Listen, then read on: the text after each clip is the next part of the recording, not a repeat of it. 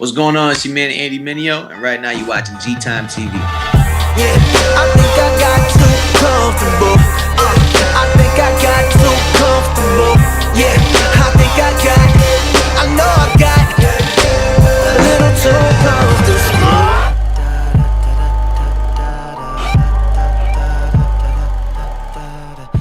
I want this album to disturb the comfortable and comfort the disturbed.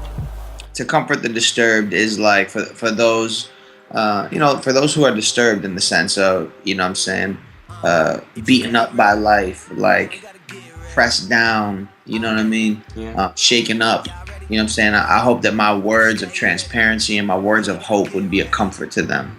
In the same sense, for those who have grown comfortable and complacent, I hope that my words would shake them up and cause them to, to see the danger that they could potentially be in through selfish comforts and not being and doing everything that God's called them to do. When it comes to making music with me, there's not a single song that I don't touch. Every song I touch in some way, whether that's through arrangement, whether that's adding a sound, adding a bass line. I'm very involved with the process, steering or directing the producers. And actually, there's a lot of records that I didn't get quote unquote production credit on. I think some of that is just because, I don't want to step in and take some of those producer royalties. Because it is my record, so I'm already getting, points and things like that. And I feel that as a collaborative record, that's why I don't push myself onto the production credit side. But yeah, man, like that's one of the things about me as an artist is that I'm very hands-on. So no one will ever just hand me a beat and then I just rap on it and it's over. Yeah. There's always some kind of change or alteration or rearrangement happening in the production side for me. And that's because I have so many ideas, like you'll usually get a beat from a producer and it's usually just a skeleton. Like nobody's trying to hand me a fully produced and finished song. They're trying to send me ideas and then we collaborate together. So, I've touched almost every song on that album in some way, shape or form. But big shout out to all the producers, that came through. Illmind, who executive produced it, Alex Medina, Gavi, Black Knight, so many incredible producers. Wit and 42 North from here in Philadelphia. I mean, collectively, man, they came together and smashed the sound of this project. Yeah, 'cause Pac did a lot more for me than Barack. Salute. Yeah, I think a lot of people, that one might be a controversial one because I think, no matter what side of the spectrum you stand on when it comes to Barack Obama, I think people are going to think that I'm talking specifically about Barack Obama. And I think that's the tough part because I'm not necessarily, I don't have any beefs with Barack. You know what I'm saying? It's not like I have literally a vendetta against him. But I used his name as symbolism and even Tupac as symbolism to say Pac did a lot more for me than Barack. If you listen to the record, I explain it. But it's essentially just me saying artists have always done more for me than institutions or government or even public school. You know what I mean? Stuff like that. Because the artists were the people that were my kind of role models. And I think that there's some irony there that Tupac in a lot of ways you could say was a quote unquote bad role model, while someone like Barack Obama would be kind of more ideal. The funny part is, the ones who really influence the culture are the ones who can relate to us and who create art. And it's kind of speaking to the power of art. Yeah. That's why I say, Mr. a Mrs. Government official, we just won't listen.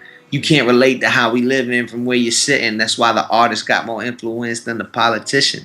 Because we can relate to the rappers. We can relate to the artists and the songwriters and the singers. But a lot of times the politicians, the ones who are actually supposed to be leading our country, are so disconnected from what's happening in real life and in culture that it's hard for us to connect with them and feel like that they really have our best interest. So those are writing archetypes. You know what I'm saying? They're not literal, and I think people who take that literal are gonna get offended and get themselves in a bunch. But that's why I write music. You know what I mean? It's supposed to be translated, and you take it in and make it what you want.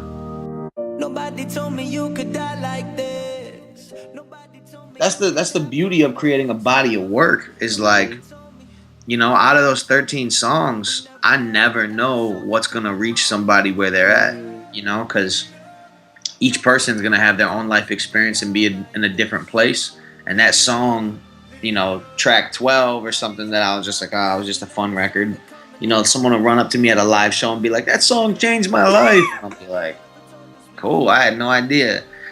So impact is really relative. But what I want to see happen from this album is I want meaningful conversations to be started from this album. And that's an impact or a win that I'm looking for. Wave of my American flag, even though it got Bang China on the tag. That's a tough question, man. Who's a great singer and songwriter is Bruno Mars, man. Bruno Mars is a great singer and songwriter. That'd be great to get to work with him. I also really like this girl named Kimbra. And I think she'd be super dope to work with too. Yeah, 116. It stands for Romans 1:16, and that's as I'm unashamed of the gospel, for it's the power of God for salvation for anyone who believes. First the Jew and then the Gentile. But what that means for me to be unashamed, there's so many things. I think a lot of people think that being unashamed just means to be rowdy and loud about their faith, and I wear the t-shirt and I kick in the door, and that's not all of what that means. I think to live an unashamed life is I think it's definitely a life of boldness and a life that doesn't back away from what it means to be a follower of Jesus. But at the same time, man, it stands for so much more. I think it stands for a humility. I'm unashamed to tell people that I'm sinful, that I'm broken, that the hope that I offer the world through Jesus, is something that's not just for them, it's for me every day too. To live unashamed, is to live boldly in this world for Jesus, because we know that he boldly died for us to give us a bold hope and a bold future. And I think that's what that means for me. My bucket list. Yeah, someone else. Man, to be honest, I've done so much stuff in my 27 years of life. I've gone skydiving. I've visited almost every continent in the world. There's been a lot. God's been really gracious to let me experience a lot so young. So there's not many things, but next year, me and my wife, we really love to go to Italy. And I think that's on my bucket list, is to get to Italy and go ahead and ride, through Venice, the gondola ride, what I'm saying? That's definitely a bucket list situation.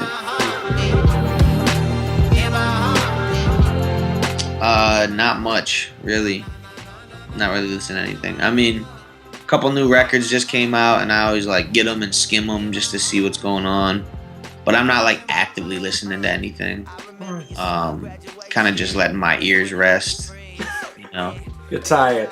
Yeah. I'm not listening to much, man. I'm listening to sermons. I'm listening to, classic rock. You know what I'm saying? Just whatever I'm in the mood for. But here's the other thing too, is I live in New York City, so I'm not driving around in a car a lot. And I think that's where a lot of people get their music listening done. So I get my music listening maybe when I'm in the shower, and I put on a song or two. Yeah. That Justin Bieber, what do you mean? That record is all over the place, I can't escape that, Yeah, I think I got too comfortable. I think I got too comfortable. Yeah, I think I got